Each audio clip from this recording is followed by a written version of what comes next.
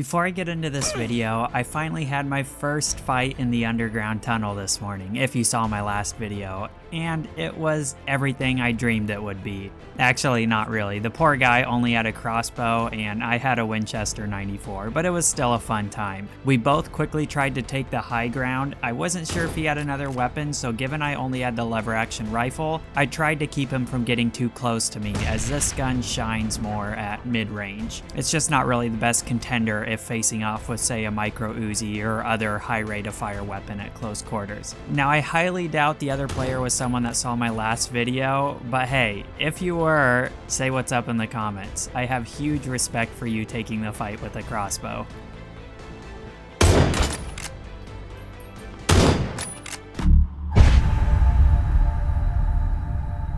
Okay, so what is this amazing update? When I first saw the patch notes come through last night, I didn't really think it was worth a video, but then I decided to hop on this morning and try everything out, and I completely lost my mind experiencing the new replay feature. As someone that is really into the tactics and analytics of this game, this has to be the most exciting update to date. I mean, yeah, the new map is awesome, but we had a lot of heads up, whereas this, they were just like, meh, let's throw a new feature at them. We've all seen this in action during tournaments or custom servers, but the fact that we get such unlimited access to it is amazing. Now, if you don't know what I'm talking about, currently on the test server and coming to the live server with 1.0 in just 5 days, you can now go into your settings and below the kill cam feature, enable replay. It should be enabled by default, actually. From here on out, every one of your games will be saved, and after the rounds end, you can go into the replay tab on the main menu, select a round, and replay it with full spectator control. This means you can disconnect from your character, fly around through walls and see what other players are doing. You can even jump to or between other players and back to your own character. You're also able to pull up the map and see just where everyone drops, where they go, where they're looking, and so on. It's just crazy.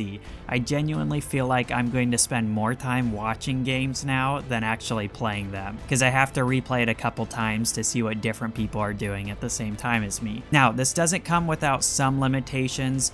The max amount of rounds it will save is 20, your last 20 rounds, and when it hits that limit, it will start dumping your oldest round to make room for the current one. Also, and this is a given, but it ends a few seconds after your death, just like your kill cam. So if you don't make it to the end of a round, you will not get to see what happens beyond your death. And then the final limitation is that it only records within a kilometer of your character. Sure, it would be cool at the beginning of the map to analyze how the entire map flows, but the main thing is you're able to see players and action relevant to you, and of course it doesn't take too long before the play zone is less than a kilometer anyway. So that's the big feature I'm freaking out about right now. Some of you may not care as much, and that's totally fine, but I will definitely be able to up the quality of my content with this as I analyze different plays from different angles. If you haven't already, make sure you are subscribed. Starting out, I recommend having the spectator controls pulled up on a second monitor or on your phone. You can even just screenshot this if you're watching it on your phone, because it can get a little confusing learning the controls on the fly. Here are the other cool things included in this patch. There is a whole long list of toggle, hold, double tap control options, and ADS is on that list. Everyone that's been wanting the hold to ADS option instead of toggle now has it. I immediately switched my ADS to hold and love it. I also, just for kicks, switched my lean, or peek as they call it, to toggle. I don't think I'll keep it this way, but I always want to try out new things at least once. The idea of being able to toggle into a lean and free up my fingers to move around seems nice in theory, and maybe after a couple days it will be nice, but ultimately I think holding is a better, more fluid way to go.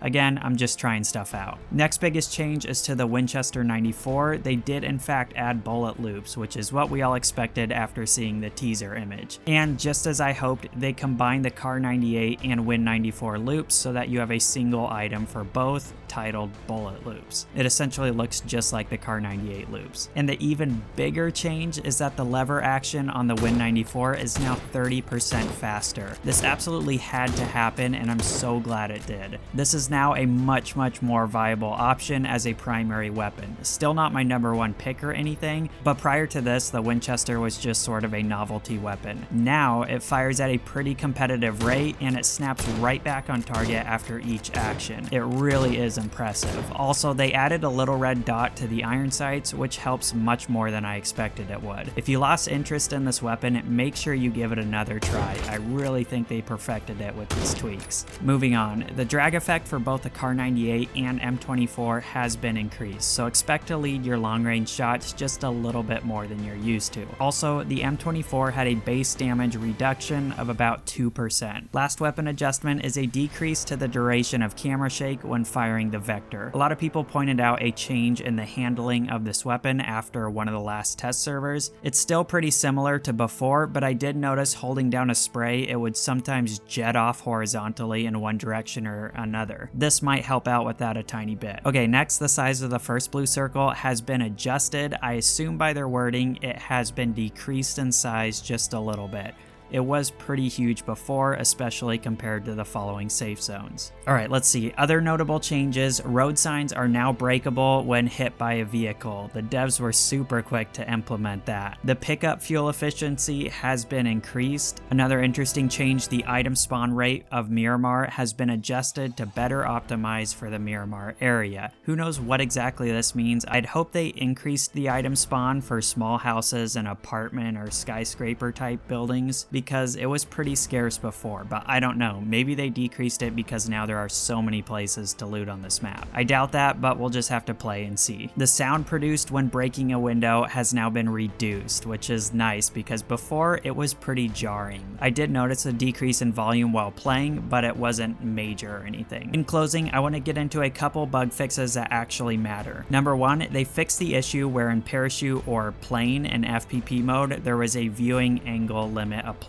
This is worth mentioning because whatever they did to fix it now prevents you from hitting a vertical speed of 234 kilometers an hour, even when trying to dive straight down. For some reason, I can only hit around 200 kilometers an hour in FPP mode now. But in third person, you can still dive straight down and achieve a vertical speed of 234 kilometers an hour and get that extra little dive into the parachute zone. I assume this is an issue that will be fixed, and for that reason, I'll hold off making any sort of a parachute video on it until it is either fixed or confirmed. Speaking of holding off talking about something, the next bug was also too good to be true, and that is they fixed the issue where the SKS didn't have any gun sway. Too bad, but we knew that was coming. Also, the motorbike and buggy should no longer awkwardly slide while parked on a slope. And then finally, they fixed the issue where a full inventory would prevent you from being able to drop the quick draw mag on an AR. I don't know about anyone else, but that was a long-lasting and annoying bug to me. But that's it for the important stuff. The last piece of news is that by popular demand, they will be incorporating an option to select the map you play on after 1.0 releases. This feature is not yet live on either servers and is expected to come with some issues, but because there was such a strong demand for it, they are going to give us the option in the near future. I totally get the raw, unprepared survivalist feel they were going for, dropping you into a random setting with random weather, random loot, and a random play zone, so I was accepting of their vision and cool with whatever they decided, but at the same time, I will really appreciate the option to choose a map, especially after there's more than 2 maps in the cycle. That's it for the video. Sorry it's going up so late. I got super carried away with playing after I experienced that replay feature. I was borderline looking forward to dying just so I could rush over and watch the replays. In fact, my next video might just be a replay of a round I won to show you guys its potential, but until then, hit like if you appreciate the content, and I will see you guys on the Battlegrounds.